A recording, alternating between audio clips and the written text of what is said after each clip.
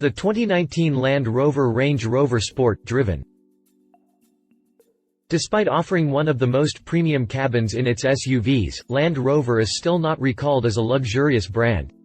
It is, however, synonymous with reliable, tough off-roaders. But, if you have spent some time with any of the latest models, you will realize that the brand has come a long way in terms of spoiling and pampering the customer. It can give the big three Germans a tough fight in this aspect. And the Land Rover Range Rover Sport further strengthens this faith. Just like any other model in its lineup, the Range Rover Sport will definitely age gracefully and blend well with the upcoming new crop of EVs that look like they belong to another planet. But is the Range Rover Sport all about the aesthetics and luxuriousness? We laid our hands on it and our answer is, of course not. Exterior design. Up front, the Land Rover Range Rover Sport looks absolutely stunning. The elements on the surface look boxy on the onset, but overall it has a rather rounded, well-finished face. The SUV is clearly designed to appeal the masses and it does the job quite well. Fire up the engine and the Range Rover Sport roars to life with the signature LED daytime running lamps turning on. If you are a sucker for looks on your vehicle, this will make you go weak in the knees. Every brand out there has its own set of trademark DRLs, but for me, BMW's Corona rings, Volvo's Thor lights, and Land Rover's DRLs make it to the top 3.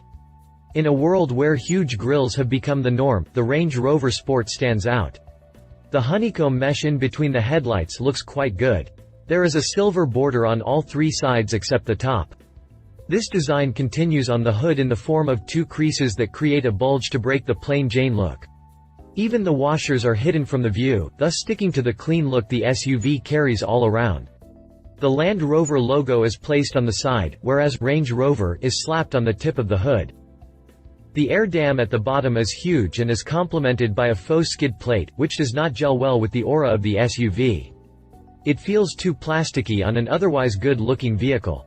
The conventional fog lamp housing is replaced by the same honeycomb mesh design, albeit in a smaller pattern. All the trims are offered with fog lamps except for the base trim. Since the headlamps and grille are slim, they look quite aggressive. Coupled with the black inserts on the bumper, this SUV comes with a very sporty vibe. The front parking sensors are also placed over here. Land Rover has integrated them well on the black panels and they don't stick out like sore thumbs on an otherwise clean body. If I were to nitpick, I'd say the headlight washers spoil the look to an extent. But I'm glad Land Rover at least offered them. Moving further down, you can find 2 flaps under the body that help with the SUV's aerodynamics. The side profile is my favorite angle to view the car.